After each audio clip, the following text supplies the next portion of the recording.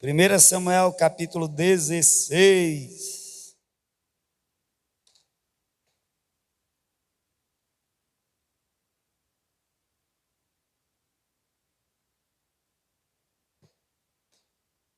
Amém. Vamos nessa leitura identificar quantas vezes aparece o nome filho, filhos, filho, no singular e no plural. Amém? Bora? Nós vamos ler até o versículo 13. Disse o Senhor a Samuel: até quando terás pena de Saul, havendo eu rejeitado, para que não reine sobre Israel? Enche o teu vaso de azeite e vem, enviar-te-ei a Jessé, o belemita, dentre os seus filhos, me tenho provido de um rei. Eu estou lendo em 1 Samuel 16, a partir do versículo 1. Versículo 2. Porém disse Samuel: como irei eu? Ouvindo Saul, me matará. Disse o Senhor: toma contigo um novilho e dize: vim para sacrificar ao Senhor. Convidarás a Jessé para o sacrifício, e eu mostrarei o que hás de fazer. Ungir-me-ás a quem eu te disser. Fez Samuel o que dissera o Senhor. Quando chegou a Belém, os anciões da cidade lhe saíram ao encontro, tremendo, e perguntaram: é de paz a tua vinda? Respondeu ele: é de paz. Vim sacrificar ao Senhor. Consagrai-vos e vinde comigo ao sacrifício. Então ele consagrou a Jessé e a seus filhos. 2. E os convidou para o sacrifício.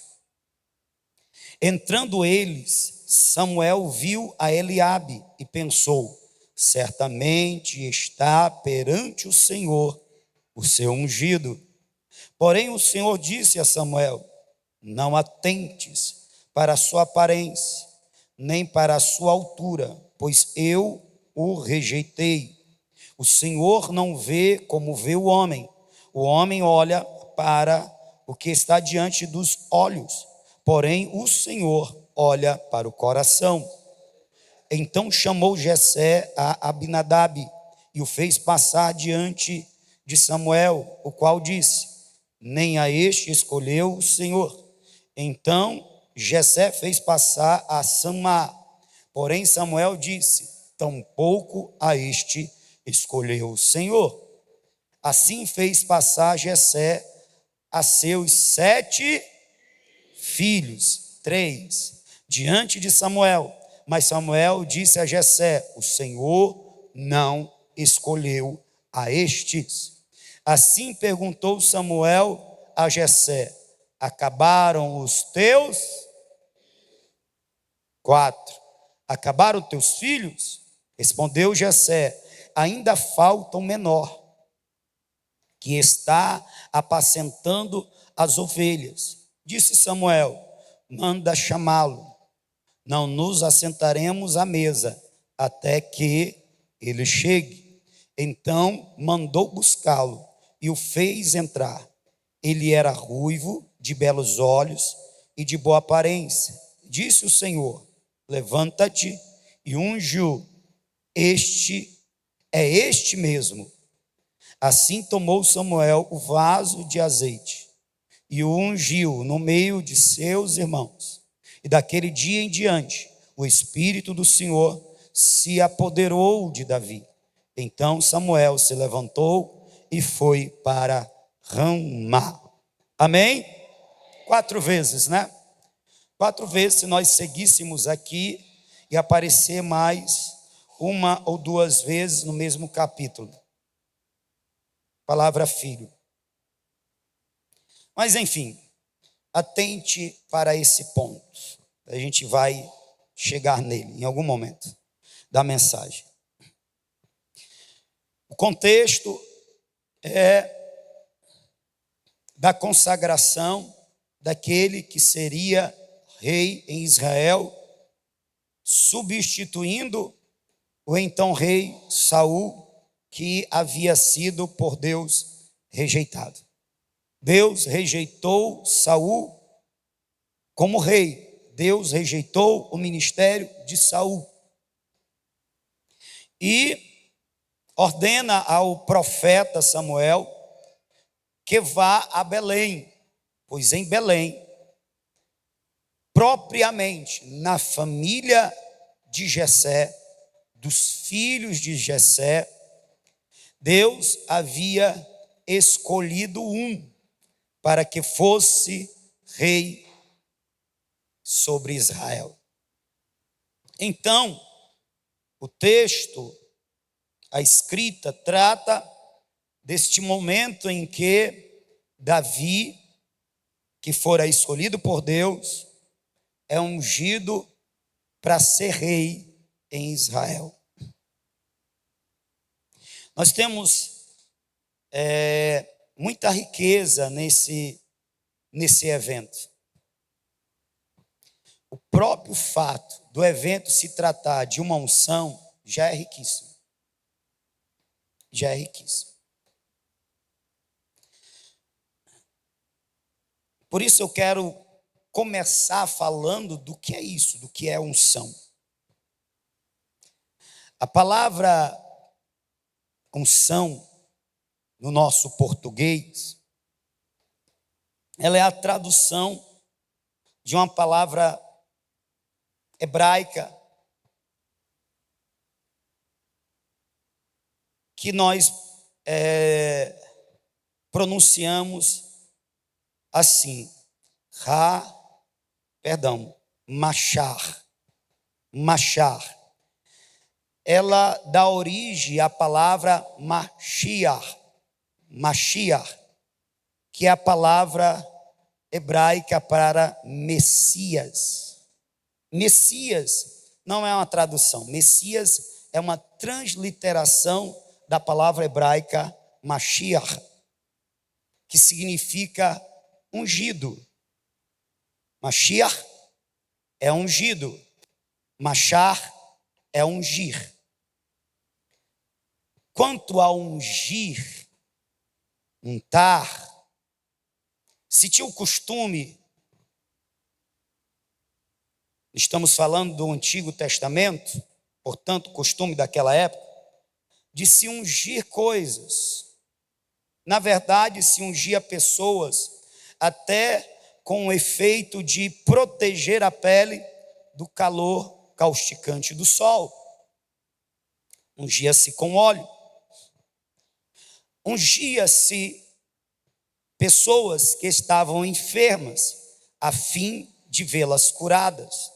Então, a prática do ungir era comum, certo?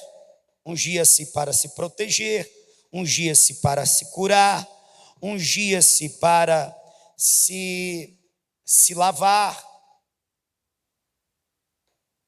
Havia essa prática era comum. Todavia, existia a unção dos escolhidos.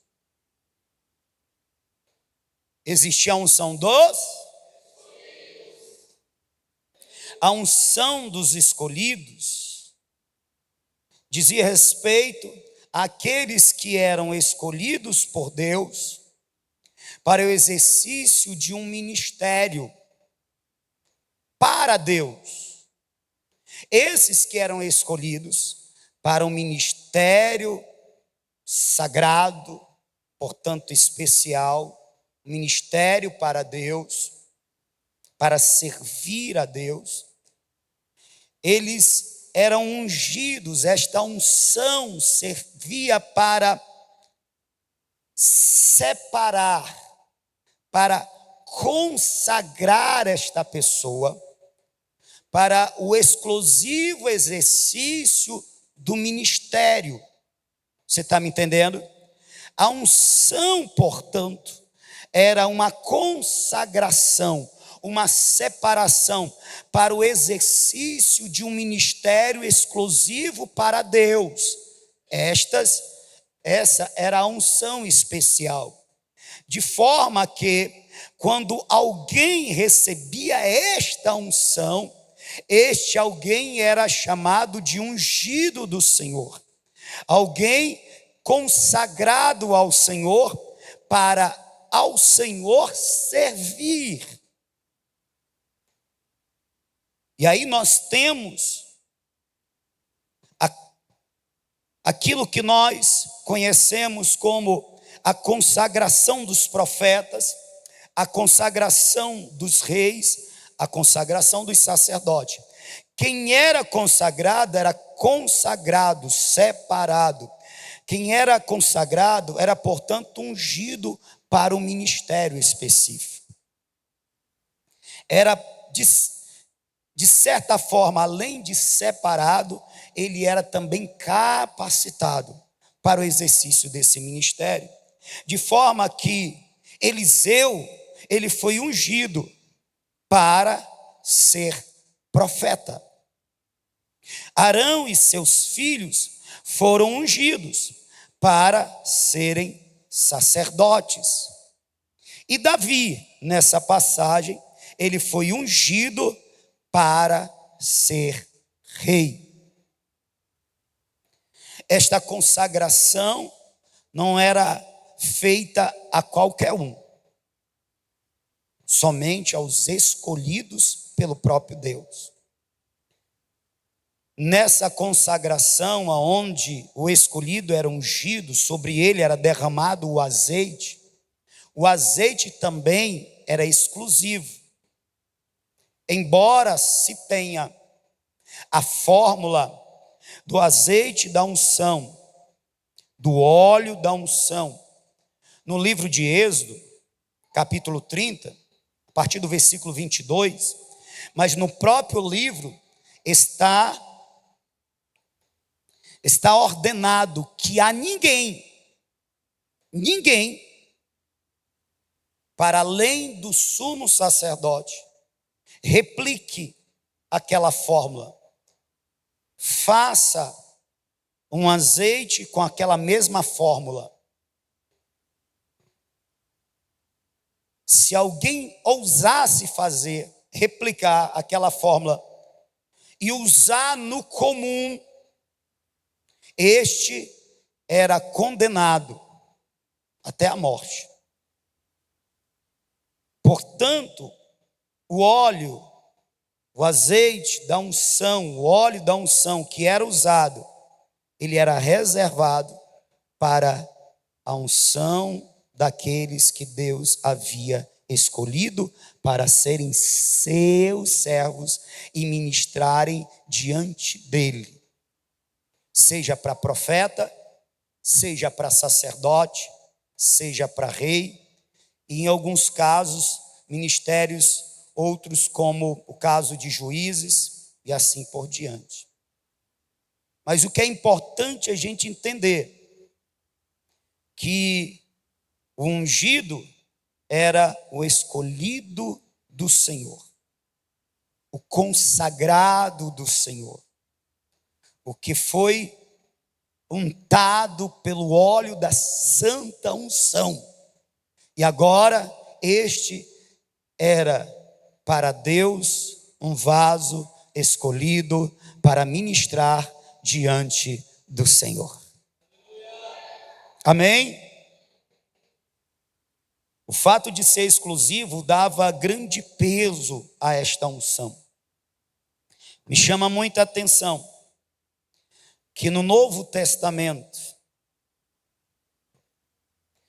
em Atos capítulo 10, versículo de número 38, Pedro, falando inspirado pelo Espírito Santo, ele declara que Deus ungiu a Jesus. Preste atenção. Eliseu foi ungido para ser profeta. Davi foi ungido para ser rei. Arão e seus filhos para serem sacerdotes. Eles foram ungidos pelo óleo da santa unção. Vem Pedro no Novo Testamento, pelo Espírito ele fala: Deus ungiu a Jesus de Nazaré com o Espírito Santo e poder. Você pegou? No Antigo Testamento se ungia com o óleo da santa unção. Vem Pedro e diz: quanto a Jesus de Nazaré, não foi derramado sobre ele o óleo da santa unção, como fora sobre Davi, como fora sobre Arão, como fora sobre Eliseu, como fora sobre outros. Sobre Jesus não veio o óleo da santa unção. Sobre Jesus, Deus o Pai, aleluia, ungiu com o Espírito Santo e com poder, aleluia.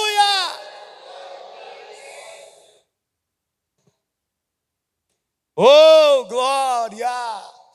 Oh, aleluia!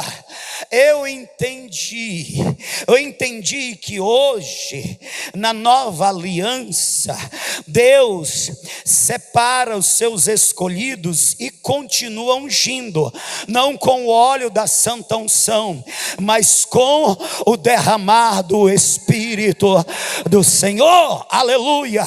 E porque eu digo que hoje, na nova aliança, sobre todos os que partilham desta fé, cuja vida fora comprada pelo sangue de Jesus, porque o Senhor Jesus, ele disse que enviaria a promessa do Pai.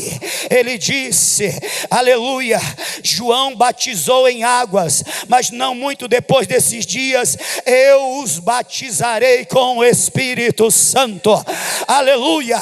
Jesus inaugura a época, inaugura o tempo em que os ungidos do Senhor não seriam mais ungidos com o óleo da santa unção, mas seriam ungidos pelo Espírito de Deus, como ele mesmo, Jesus, foi ungido pelo Espírito Santo, pelo que Deus ungiu a Jesus de Nazaré com o Espírito Santo e com poder, a qual andou por toda parte, fazendo bem a todos e libertando a todos os oprimidos do diabo, porque Deus era com ele. Jesus inaugurou o tempo em que os crentes, os discípulos, os seguidores do bom mestre seriam ungidos com o Espírito Santo, com o Espírito Santo, com o Espírito Santo, assim como era derramado o azeite sobre a cabeça do escolhido e ele era ungido, consagrado. Nos dias de hoje o Espírito Santo vem sobre nós e se derrama como um azeite precioso sobre nossas vidas.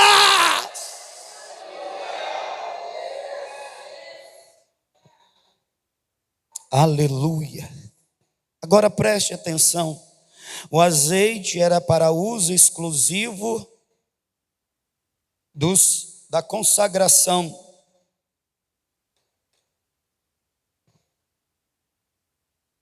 O azeite era para uso exclusivo da consagração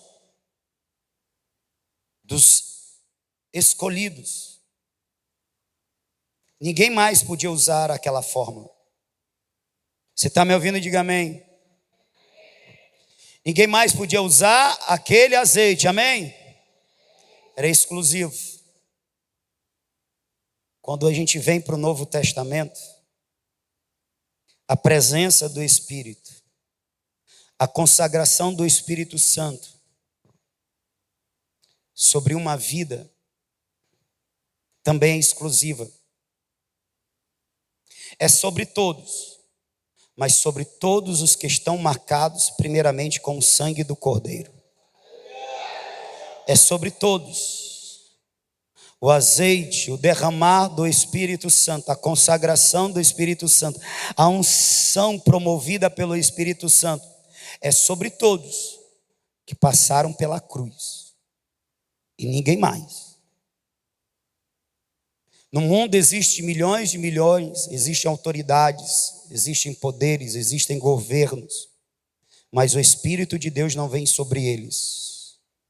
O Espírito de Deus não consagra eles. O Espírito de Deus não unge eles. Por mais que eles tenham recursos, por mais que eles tenham autoridade, por mais que eles tenham poder, o Espírito de Deus não está autorizado a ungir essas vidas. Sabe quem é o Espírito de Deus? Vem para ungir. Sabe sobre quem o Espírito de Deus vem para consagrar? Ele vem sobre aqueles que são membros do corpo de Cristo. Ele vem sobre aqueles que são lavados pelo sangue de Jesus. Ele vem sobre aqueles que são discípulos, que são testemunhas. Eles vêm sobre esses. Tem alguém assim que está enquadrado nisso? Pois o Espírito de Deus, Ele quer ungir a sua vida. O Espírito de Deus, Ele quer te consagrar para a obra. O Espírito Santo quer te separar para um ministério poderoso na terra, que vai glorificar o eterno. O Espírito de Deus quer ungir vidas nesta noite. Eu vou repetir: o Espírito de Deus quer ungir vidas nesta noite. Aleluia. Oh, aleluia. Entenda que a Bíblia fala de nós sendo moradas do Espírito. E como morada do Espírito, o Espírito, ele trabalha o nosso caráter. Ele nos transforma à imagem de Cristo. Ele nos santifica. Ele nos aperfeiçoa. Ele nos molda.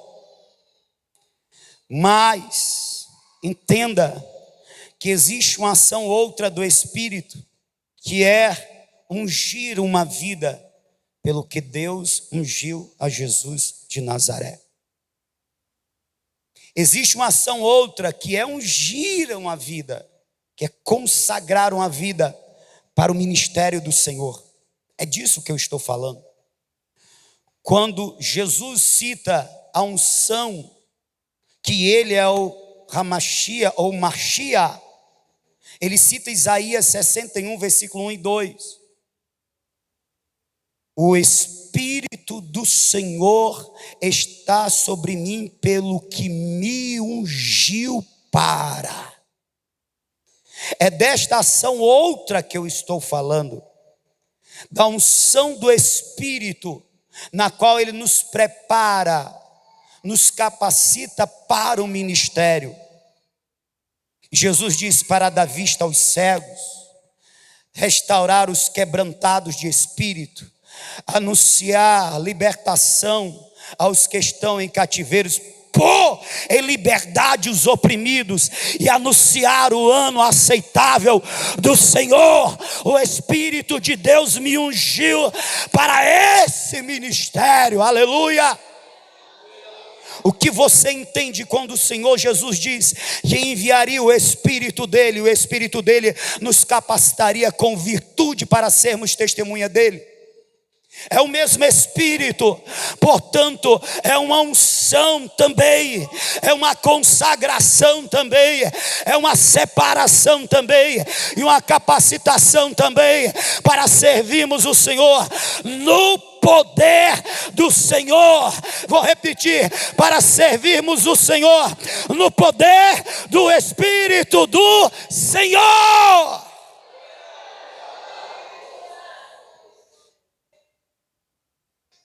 Não se conforme.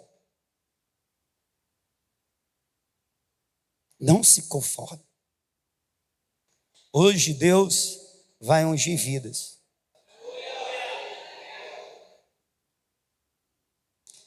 Sabe uma das coisas que me chama a atenção? É que quando Jessé faz passar os seus moços, os seus filhos, é lógico que ele manda provavelmente por ordem de idade, de nascimento, mais velho, depois dele, o depois dele, o depois dele. E aí faz entrar a Eliabe. E o que Deus fala sobre ele me chama muita atenção. Pois quando Eliabe passa, Samuel diz: certamente está diante de Deus o seu escolhido. Mas Deus rapidamente repreende Samuel ou adverte Samuel e fala uma das frases mais marcantes das Escrituras. Porém o Senhor disse a Samuel: não atentes para a sua aparência, nem para a sua altura, pois eu o rejeitei. O Senhor não vê como vê o homem olha para o que está diante dos olhos, porém o Senhor olha para o coração. Para mim é marcante, porque Deus declara que sondou o coração daquele moço e não se agradou dele. Deus mostra que o olhar dele é diferente. Como o pastor Clécio disse ontem, o homem interior é que é o homem de fato. A nossa identidade, a nossa personalidade está no homem interior, formado por alma e espírito. O corpo é só a vestimenta desta alma. É só o meio através do qual a alma, o espírito, que é intangível, se comunica com o natural, com o material, com o tangível. Nós, seres humanos, costumamos valorar alguém por sua aparência, como se comporta, como se veste, como fala, se é de cor ou se não é de cor. Eu lembro de uma vez,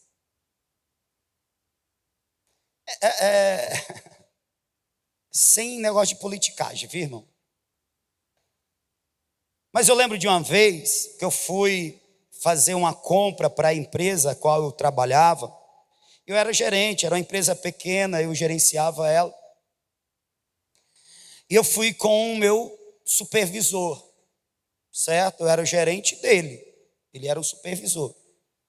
E ele era, assim, um pouco mais alto do que eu, não era mais bonito do que eu. Mas ele era branquinho, ele é branquinho, que ele não morreu, né, irmãos? Ele era branquinho, sabe? Fofinho, cara de bem tratado. E nós fomos a essa empresa, essa loja, fazer uma compra. Era até de uma impressora. E aí o vendedor, ele nos viu entrando, o vendedor foi até ele oferecer-lhe os seus serviços. Olha, você veio em busca de quê? Não, nós viemos comprar uma impressora. Aí ele foi mostrando e tudo, não sei o quê. Aí o supervisor, ele teve que dizer assim: olha, mas o cara do dinheiro é ele aí, ó. Não sou eu não, quem tu tem que convencer é ele. E naquele dia eu percebi que esse negócio de cor, querendo ou não, para muitos tem uma diferença. Nós costumamos ver o exterior. A gente olha a altura, a gente olha a largura, a gente olha se tem telha ou se falta telha. A gente olha. Dependendo do ambiente, de como você vai, se bem que, oh Jesus, eu vou falar isso não, eu vou passar. Enfim, mas quando Deus Ele sonda o coração, irmão. Ele não vê esse aspecto exterior. Ele não pesa se a gente é alto, se a gente é baixo, se a gente é de boa aparência ou não, se a gente é de cor ou não, se a gente tem ou não tem recurso, se a nossa vestimenta é uma vestimenta alinhada, que nem a que eu estou usando. Ele não vê isso. Ele até vê, mas ele não pesa nada disso.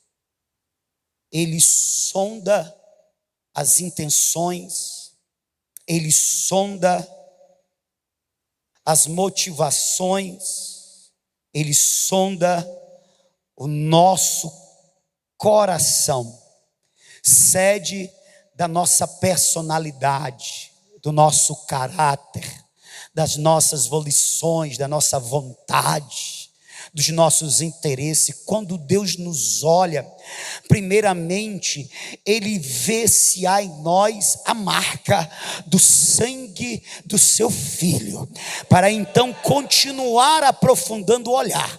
Se Ele ver a marca do sangue, Ele continua olhando com prazer para nós, e depois Ele vai sondar os nossos corações.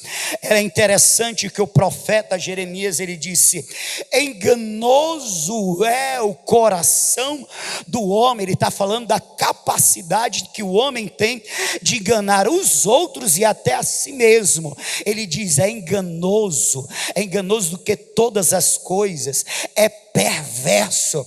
Aí o profeta diz: quem poderá conhecer este coração enganoso do homem? Aí o profeta, que está inspirado pelo Espírito Santo, diz: eu, o Senhor, eu esquadrinho a mente, eu sondo os corações para conhecer e dar a cada um segundo o fruto das suas obras. Aleluia. O Senhor, o nosso Deus, é aquele que sonda os corações, que nos conhece por dentro. Aleluia. Que nos conhece mais do que a nós mesmos. E Deus olhou Eliabe e disse: não me agradei dele, o rejeitei. E aí eu fiquei ponderando sobre isso, e a gente pode conjecturar vários motivos pelas quais Deus tenha rejeitado Eliabe, rejeitado para ser rei. Amém? Mas uma coisa é certa: capítulo 17, quanto ao confronto do gigante Golias, ele estava lá. Ele era um dos filhos de Jessé que estavam lá, que fazia parte do exército de Israel, que foi afrontado pelo gigante Golias, porque o gigante Golias, ele afrontou todo Israel. Mande um homem que lute comigo. Manda um cabra macho que possa disputar comigo. Se vencer, nós, os filisteus, seremos servos dos israelitas. Porém, se nós vencermos, se eu vencer, os israelitas continuarão por escravos. Cadê o homem? Ele estava lá. A Bíblia diz que os valentes de Israel, os soldados, entre eles Eliabe, ouviu e tremeram, ficaram tremendo nas pernas. E não houve um que dissesse: eu vou. Teve um. Por esse fato, por essa ocasião, eu posso deduzir que Eliabe fora rejeitado por Deus, porque ele tinha o coração egoísta, semelhante ao de Saul, que ele, numa posição de rei, ele não teria a disposição para defender o bom nome, a honra de Deus. Ele não teria a disposição de colocar a sua vida em risco para defender a honra do Senhor. típico de um coração egoísta e não de um coração que ama a Deus e que por isso está disposto a sacrificar-se por ele. Deus não encontrou isso no coração de Eliabe, por isso o rejeitou para ser rei. Se Deus unge Eliabe como rei, logo teria que tirá-lo, porque ele tinha o mesmo coração que Saul no que diz respeito a este quesito ou a esta qualidade, pois Saul também estava lá e Saul também teve medo do gigante. E ele não se dispôs a colocar a sua vida em risco para honrar o Senhor.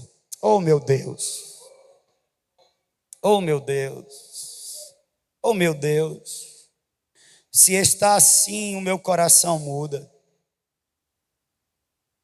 A gente vive num tempo em que estão cheios de Eliabes, então por assim dizer, de homens e mulheres, jovens e crianças, que não têm no coração a disposição de sofrer, de se arriscar, de pagar o preço, para ver o bom nome do Senhor honrado.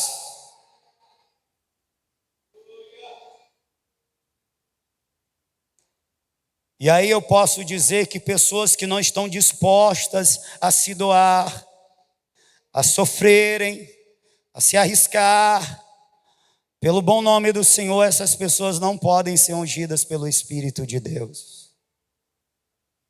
Essas pessoas não podem ser consagradas ao ministério, porque logo serão como Saul, rejeitadas por Deus.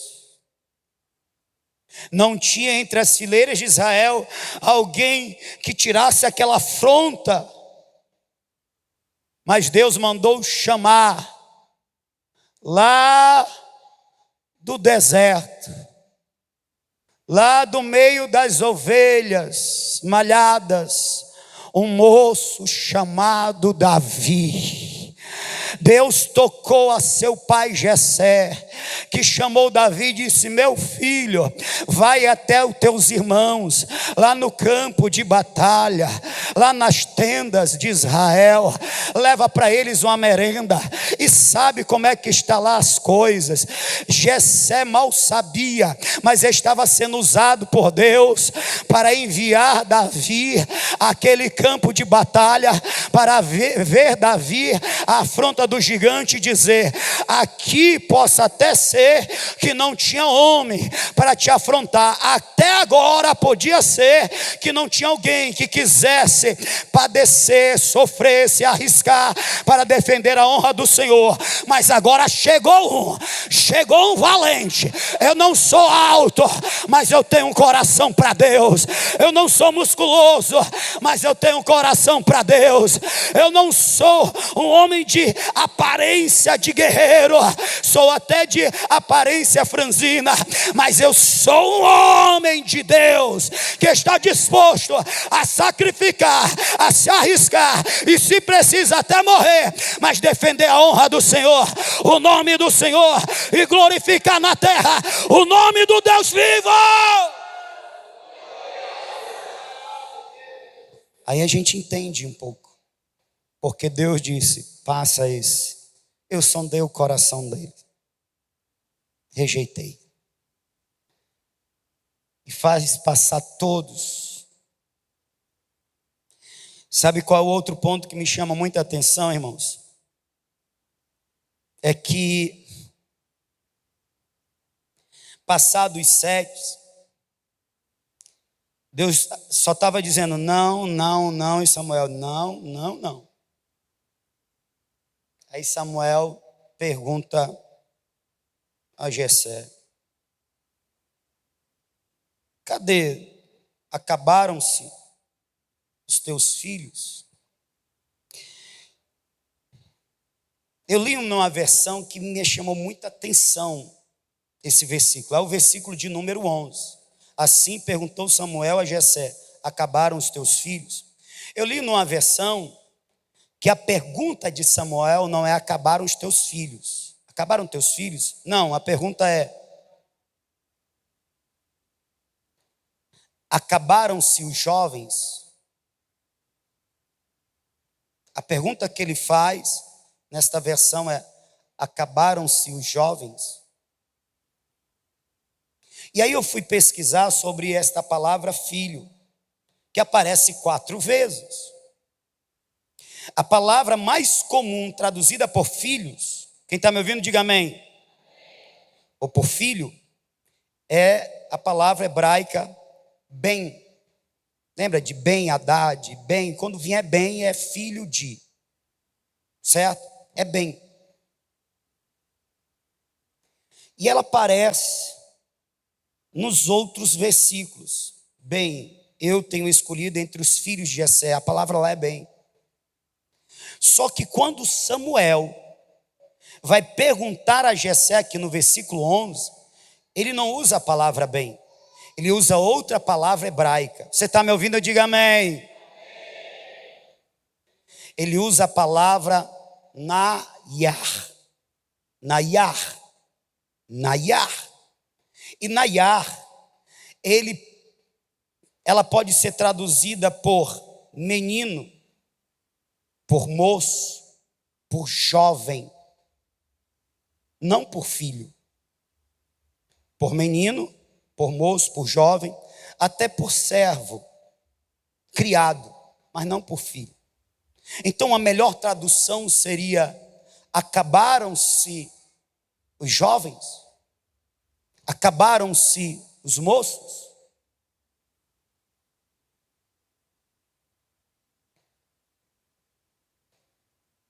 Aleluia. E aí eu fiquei voando assim, sabe? Acabaram-se os moços, acabaram-se os jovens, acabaram-se os meninos. É como se o profeta estivesse perguntando: acabou-se aqueles que podem ser apresentados a Deus para que Deus unja, para que Deus consagre e para que Deus use? Não tem mais quem se apresente diante de Deus e Deus sonde o coração e se agrade dessa sondagem e diga: eis aí o meu escolhido, pode ungir. Acabou-se. Acabou-se aqueles que têm um coração como de um menino. Acabou-se aqueles que têm um coração como de um jovem. O Espírito de Deus está perguntando nesta noite. O Espírito do Senhor está perguntando nesta noite: acabou-se os jovens? Que Deus possa sondar o coração. Acabou-se aqueles que têm um coração como menino. Aleluia. Jesus disse lá em Lucas capítulo 18, versículo de número 17, que quem não tiver o coração como de uma criança não pode entrar no reino dos céus. Tem que ter o coração como de uma criança, aleluia, como de um menino. E você sabe que uma das características principais do menino é que ele se maravilha com tudo. Oh glória, eu lembro quando eu era pivete, meu irmão, no meu tempo não tinha videogame, já na adolescência vieram os videogames, não tinha internet. Então as minhas diversões era com um pedaço de ferro, que a gente fazia aquela brincadeira do ferro, era com as bilas, a gente brincava de bila, era com peão de madeira e uma corda, a gente brincava de peão, era com pipa. Às vezes quando a gente queria fazer um negócio diferente, a gente pegava as latas de leitinho, e às vezes de Nestogênio, e fazia uns carros, a gente chamava aquilo de carro, e saía puxando, enchia de areia, botava uma corda e saía puxando e dava uns cavalos de pau tremendo. Eita! Eram uns brinquedos simples, mas que maravilhavam. Criança, ela tem essa simplicidade, ela se maravilha com coisas novas e com coisas simples, aleluia.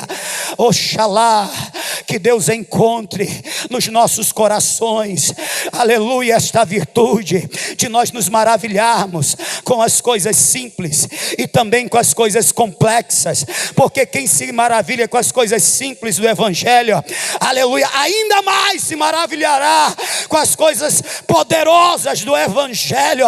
Você lembra quando você era novo convertido, aleluia, as irmãs cantando aquele hino da harpa desafinado, o tocador desafinado, mas você ficava maravilhado, aleluia, maravilhado. Você era como menino, você já tinha os seus 30 anos, você já tinha os seus mais de 20, mais de 40, mas tudo te maravilhava, tudo te agradava, porque o teu coração era como de uma criança na presença do Senhor. Acabaram-se os meninos, o Espírito pergunta: acabaram-se os meninos, o Espírito pergunta. Você lembra quando você era criança? Eu digo criança na fé, que a palavra de Deus te penetrava tão facilmente. Parecia que o teu coração estava totalmente exposto, aberto. E era isso mesmo, irmão, era isso mesmo. O tempo passou e você foi se fechando. O tempo passou e você foi ficando um crente velho, chato, cheio de objeção, cheio de pensamentos, cheio de coisas. Mas o Senhor está perguntando hoje: acabaram-se os meninos que eu possa sondar o coração, me agradar e ungir com óleo precioso da unção, e consagrar para mim, e consagrar para mim, e consagrar para mim, usar nesta terra.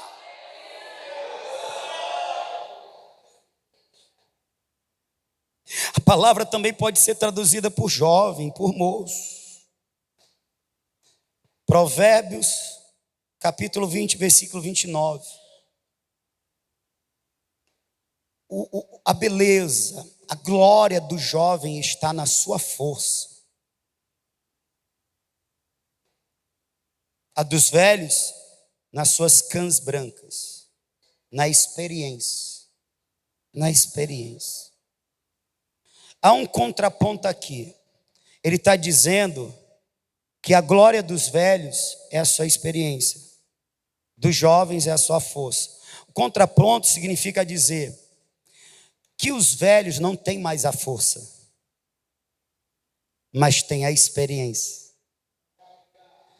No outro ponto, os jovens têm a força, mas não têm a experiência. Acabaram-se os moços. Quando o provérbio diz que a glória dos jovens é a sua força, a palavra lá é corar, força, poder, vigor. Deus está perguntando: cadê o crente? Cadê aquele que tem um coração ainda cheio de vigor, como o de um jovem, cheio de força, cheio de disposição? Força é força, o quanto você pode levantar, carregar, força física. Vigor é disposição. Sabe aquela disposição que o jovem tem e o mais velho não tem? Que o jovem levanta de uma vez e embora, e o mais velho tem que ir devagar, senão quebra o que já está se ajeitando. Onde estão os jovens? Acabaram-se os jovens. Acabaram-se os crentes com o coração de um jovem. Ei, no cristianismo isso é possível, viu?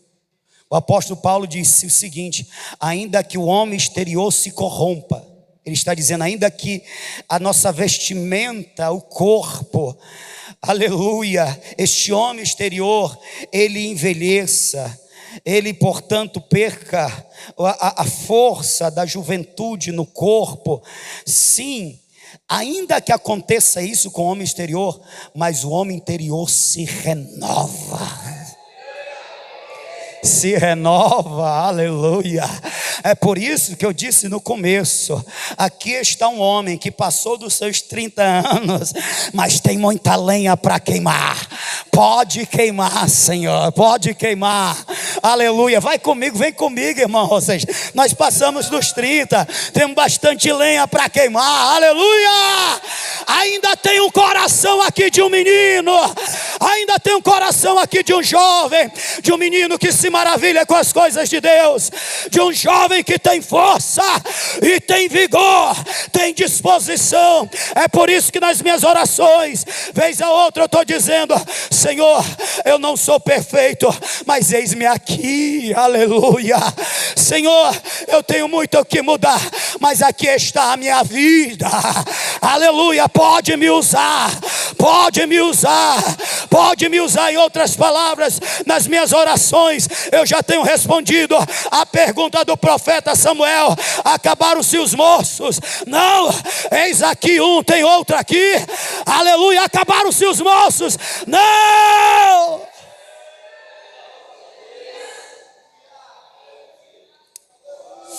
Stacad até miodoraias enemenegaias. Antes de chamar você para orar, me impressiona o fato, terceiro, que Davi não fazia ideia.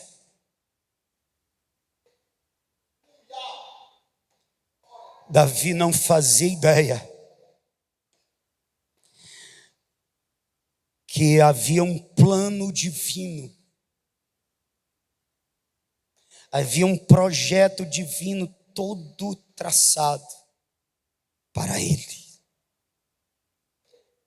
Davi estava lá no meio das ovelhas, cuidando, apacentando, protegendo nas noites escuras, levando as bichinhas para comer e beber água. Como ele era um adorador, nos tempos em que as ovelhinhas estavam no aprisco, certamente que ele salmodiava, ele cantava, dedilhando a sua harpa e orava. Ele não sabia, mas enquanto ele estava ali no deserto, e ele estava esquecido, irmão. Porque Jessé vai dizer: ainda falta um. Jessé só vai lembrar de Davi porque é questionado pelo profeta. E essa palavra, ainda falta um, é o menor. Ela pode ser traduzida como aquele desprezível, sem valor. Em outras palavras, na própria família de Davi, ele não era o mais querido, ele não era o mais amado, ao ponto de seu pai esquecer dele num momento tão importante, porque não era sempre que um profeta, o sumo sacerdote, o juiz de todo Israel, estava num lugar e convidavam a família para participar de uma cerimônia. Não era. Num evento tão importante, a gente se lembra dos mais importantes, sim ou não? Esta é a maior prova que Davi, até mesmo entre os seus, não era tido com grande valor. Ainda falta um. Me chama a atenção isso. Porque aquele esquecido pelo seu pai, por sua parentela, foi lembrado por Deus. O menor da casa de seu pai era para Deus o maior. Davi não sabia, mas Deus tinha um plano maravilhoso para ele. Ei, você ainda não entendeu. Você não sabe, mas eu estou te revelando agora. Deus tem um plano poderoso para você.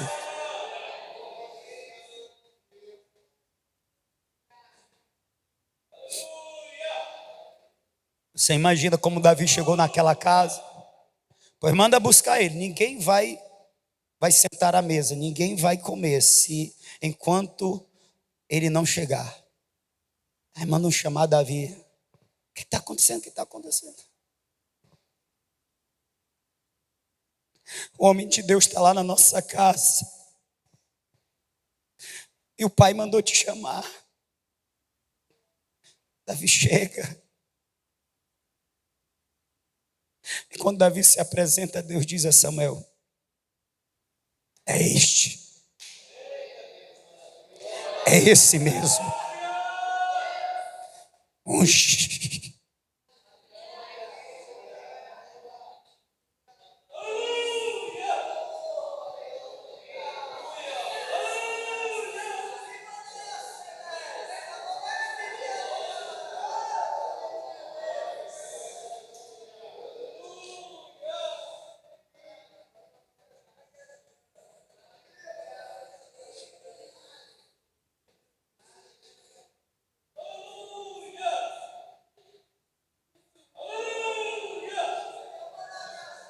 Se na casa de Jessé se acabarem-se os moços, Deus vai trazer lá do deserto Davi. Se não tiverem moços, jovens, acabaram-se os jovens. Se não tiverem aqui homens e mulheres com coração de menino, com coração de jovem, que possa se apresentar ao Senhor, Ele vai trazer lá do deserto. Ele vai chamar os Davi que estão lá fora. Ele vai trazer a presença de todos e vai ungir, vai começar a usar poderosamente diante de nossos olhos. Aleluia. Eu quero dizer para o Espírito de Deus nesta noite: Senhor, não precisa ir lá fora, tem aqui dentro. Aleluia. É certo que o Senhor vai continuar salvando, mas pode ungir a mim. Aleluia. Pode ungir a mim. Eis aqui a minha vida. Oh, glória a Deus. Eis aqui a minha vida. Eu me entrego. Aleluia. Eu tenho certeza que tem mais homens e mulheres, aleluia, aqui nesta igreja, que possa se apresentar a Ti, e o Senhor se agrade, e o Senhor derrame sobre ele o Teu Espírito, sobre ela o Teu Espírito, sobre ele o Teu Espírito, sobre ela o Teu Espírito. Acabaram-se os moços, acabaram-se os jovens. Aleluia. Eu vou dizer não. Eis-me aqui, Senhor. Tem mais alguém que diga comigo: eis-me aqui, Senhor. E receba do Senhor esta consagração para esses dias. Deus precisava ungir alguém para ser rei em Israel. Deus nesses dias precisa ungir uma igreja para ser boca dele na terra, para ser profeta na terra, para ser ganhador de alma entre os homens. Existe alguém nesta noite que Deus possa contar e derramar do seu Espírito hoje? Se tem, levanta.